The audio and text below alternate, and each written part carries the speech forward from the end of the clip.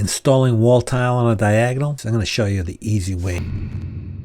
See me putting these little pieces of foam in the corner there. This is them here, right? Just a piece of curdy board that I ripped down to the thickness of the tile. So it's the same thickness all the way around. A square, right? So it's all the thickness of the tile all the way around, so it doesn't matter which way I put it in. And the reason you do that is because when you go in the corner, you want to have match up here. So to do that, the piece that falls off this cut here, I saved all these pieces so that I could fold this corner.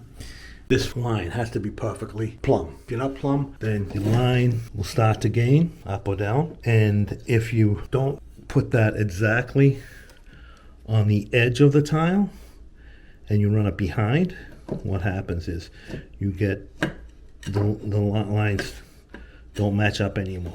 So this, see how this lines up perfectly? Like that. If you move this across a little bit and you cover the cut, now the lines don't match up anymore.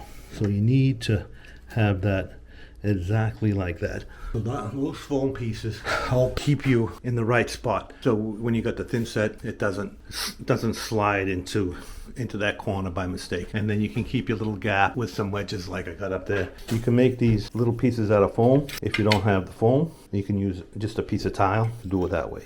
So anytime you got a diagonal, that's what you need to do. You need to make it so that the corners line up exactly on the edges of the cut and that they don't overlap. If they overlap, and then your grout lines are gonna run off.